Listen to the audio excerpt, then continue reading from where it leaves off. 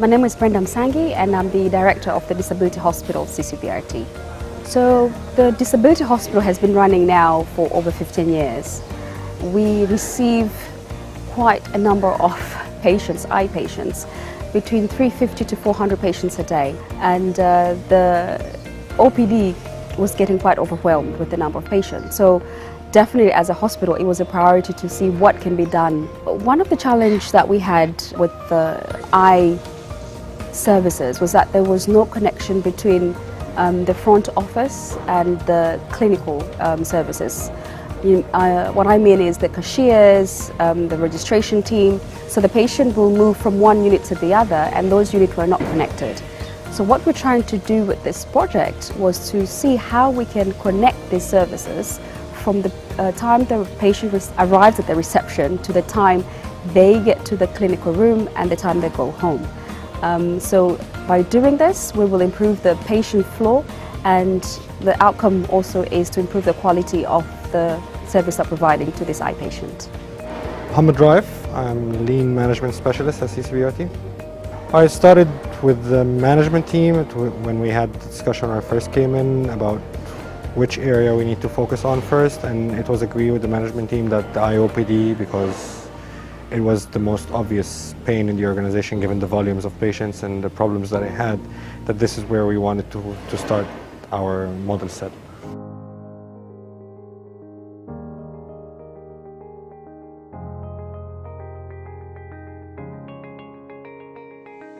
The first thing we did is that we had to analyze the current state, and we did that by following patients through the OPD in the current system, and we drew a current state map.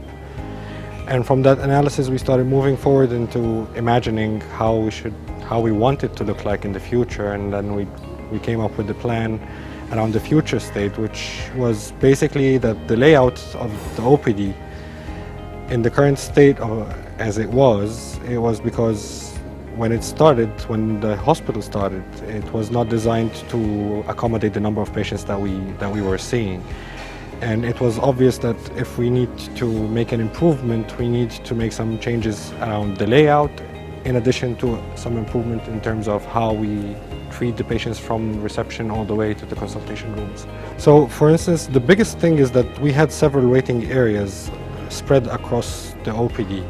The first thing was that we will move all the waiting into one central area, and from that point on, our objective is to have a journey for the patient from the point of registration all the way to the consultation room within 30 minutes. So the VA stations, we had 2 VA stations previously that were spread on a 6-meter charts, and then they were right in the middle of the corridor. There was no privacy. It was a difficult setup for the nurses and for the patients. We kind of improved that by introducing a 3rd VA station in a separate area where it's all partitioned, and then concluding with 3 triage stations that are also partitioned properly in a way that gives more privacy to the patients and to the nurses that are giving the triage assessment. And then all the way to the consultation room, where we moved all the waiting areas that were there, and we only have 1 buffer bench in front of every consultation room, and that keeps the flow steady to the consultation to the doctors.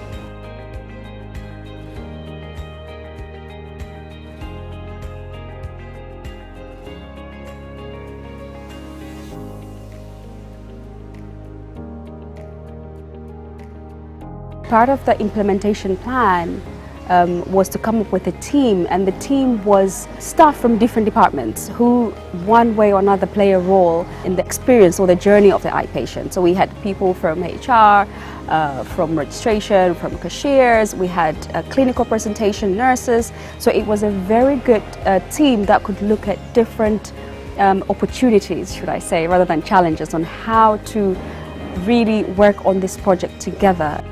We had to inform the ministry, we had to inform the public as well, that we will be closed for 1 week. And why did we close for 1 week? We really wanted that time to really have time with the staff to do a lot of training, for them to also understand what we are embarking on. It was 5 days, but it was quite intense. The staff were not on holiday, but we used that time to really have intense training to the team and also to build a team. So we had lots of team building exercises fun exercises, but at the end of the day, with an objective at the end. What do we want to achieve once we open the gates the week that followed? So that was actually quite great to have that week.